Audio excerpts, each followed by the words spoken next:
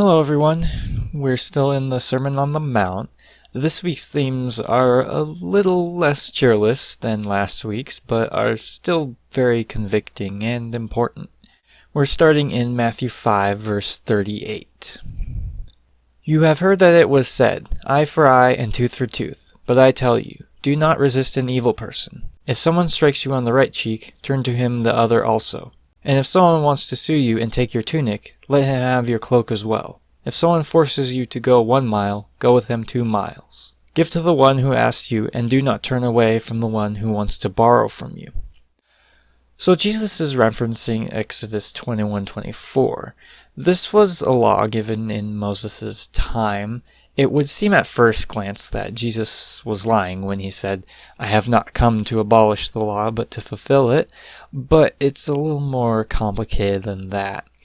First, I think it's important that we recognize the context. I would say that this is important for a lot of other laws made in this time. So let's set the stage. The children of Israel multiplied in Egypt, and while there they had to obey their laws and such. Then they left Egypt, and even when they were wandering in the desert, they became a nation. And every nation needs laws. So a lot of the laws that Moses gives are to build a better nation.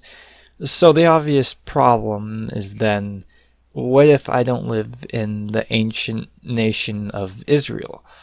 Well, it can make it difficult. We have to discern what laws are moral laws and which are just governmental laws.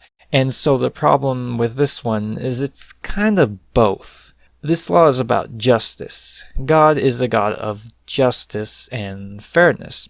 But in Exodus, laws are written very specifically. I would suggest you read the section if you want. There's a whole bunch of laws, and it starts in Exodus 20 with the 10 Commandments. Then it keeps going chapter after chapter, mentioning things like protection of property, festivals, priestly garments, aliens. Wait, what? Oh, foreigners. Personal injuries start in chapter 21, verse 12.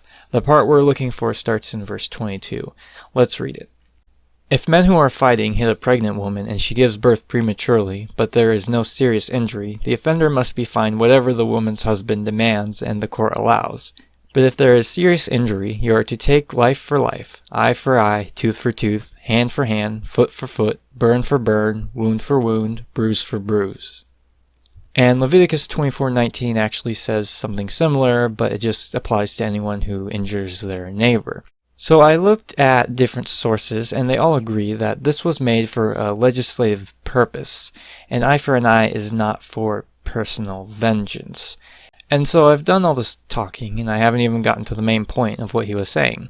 He's saying that in our personal lives, we should be selfless. We will be faced with people who hate us, and we shouldn't be aggressive back. This can be difficult, but let's dive into the terminology. The cheek one isn't literal. Have you ever seen in a movie where someone slaps someone with a glove and challenges them to a duel or something? It's kind of like that. It's not about the physical offense, it's about the intent. And when he says, let him have your cloak as well, it refers to another law in Exodus 22:26 that says that all cloaks must not be taken. Again, things get specific in Exodus. And when he says that if someone forces you 1 mile, then go 2, he's probably referencing when Roman soldiers might command some random citizen to carry their pack. As we mentioned, the thought of any Jews being compassionate to Roman soldiers was ludicrous. And I definitely know that we can feel the same today as well. I'm writing notes at work, and honestly, there have been some patrons today that I honestly just wish they would get hit by a train because they've been so rude to me. I'm feeling like Jonah right now. The thought of giving them compassion sickens me. But boy, Jesus really likes to ask the hard stuff of us. I can love God fairly well, but people are a bit more difficult. But if things were easy to figure out, then our lifespan will only be 25 years.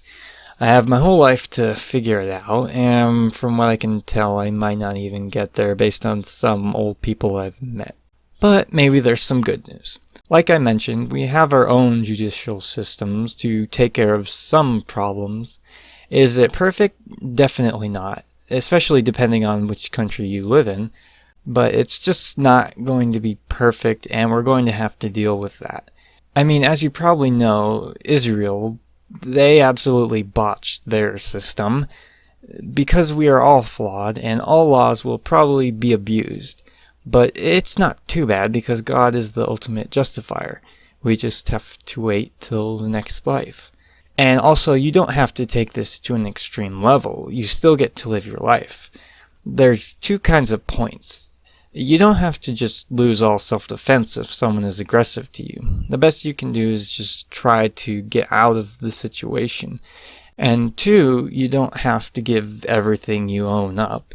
Jesus does say a lot of things about how you shouldn't hold on to the material things of this world, and that's very important. You should be very generous with others, but you don't have to go crazy with it. You need to take care of yourself. So we're just going to go with that this week.